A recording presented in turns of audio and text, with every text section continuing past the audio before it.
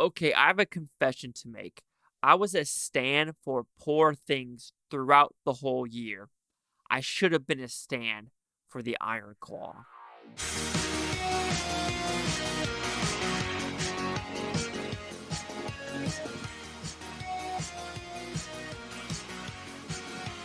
Chase Leaki here at the Blue Futon reviewing the Iron Claw. What's it about? Pretty simple premise. We are following the Von Erich brothers in Texas as the Wrestling Federation. So growing up, I never watched wrestling. I really wasn't allowed to. My mom's like, that fake. You don't need to be watching this at all. So I wasn't really in the wrestling world.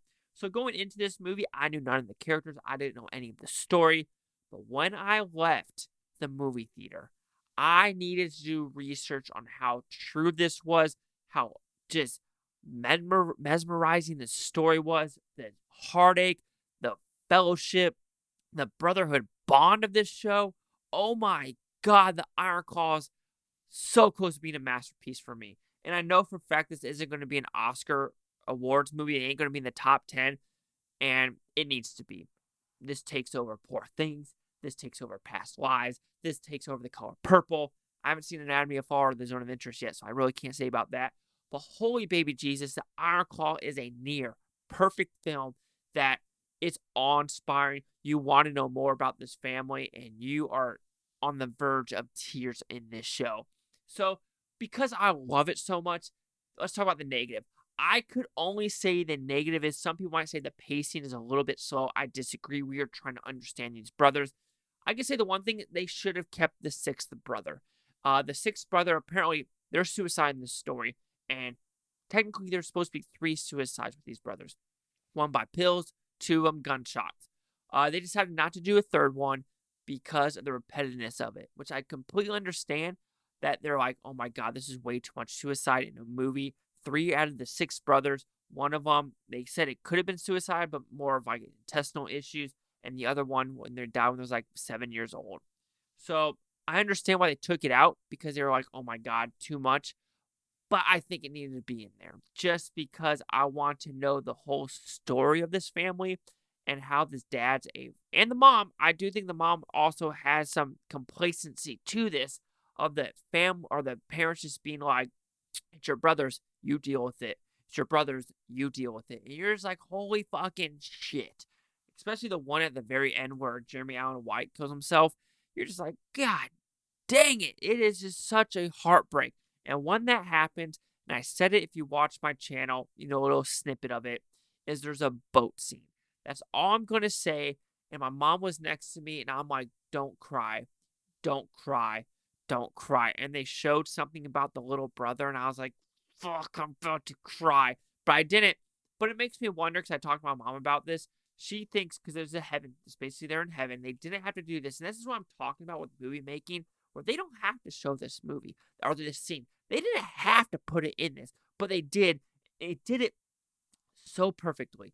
But when you're in heaven, it makes you wonder, are you in heaven? Do you, when you die on earth, is that the age you're in heaven? So if you're a baby, do you die as an infant? My mom doesn't think so. She's one of the ones that think you would be the person you're supposed to be in heaven. So if this kid died at 7, he would be the 20s or the 30s to be with his brother being the same age because that's who you're supposed to grow up to be in heaven, which I understand that because like my mom said, would there be that many just random babies in heaven? Maybe. I don't know. But this movie, oh my God, Zac Efron, Jeremy Allen White, every person involved is top notch. Zac Efron deserves an Oscar nomination for this movie through and throughout. Like people say, oh, what about Cillian Murphy? What about, Bradley Cooper, this, Paul Giamatti. Well, now for a fact, if I had to choose top 5 right now, Cillian Murphy, Zac Efron, Bradley Cooper, I would probably then go with Paul Giamatti and Jeremy Wright for American Fiction. Leo out, Coleman Domingo out. Those are my top 5. But my God, the story. This is one where I watched it and I was like, where's the book? I got to find a book. I got to read it. But I couldn't really find a book. So if you could let me know down below if there's a book about this family that I can read about, I truly need to know about it because this was so heartbreaking. This was such a fantastic film. A24 should have put this higher to try to promote it. Yes, I know they have Zone of Interest. Yes, I know they have Past Lives. I know they have Showing Up, apparently Michelle Williams movie that's doing pretty phenomenal, but I don't think a lot of people have seen it. But my God, Iron Claw was so fucking good. I mean, like I said, that's my only negative. Switch to Ryan a little bit, but I can't fault the movie for that. I just can't. The Iron Claw, fantastic.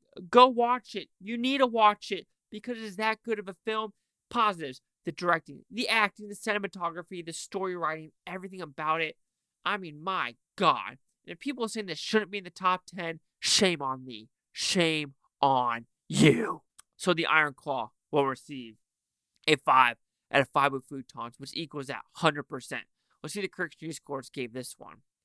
So you have critics at 88% with 160 of them. Audience score 92% with over 500. Critic consensus: powerfully acted and profoundly sad. The Iron Claw honors its fact-based story with a dramatization whose compassionate exploration of family ties is just as hard-hitting as its action in the wrestling ring. And it makes you wonder, too, like Ric Flair's in this story. Fantastic storyline. And I think it's the brotherhood bond that truly makes this movie so fucking good.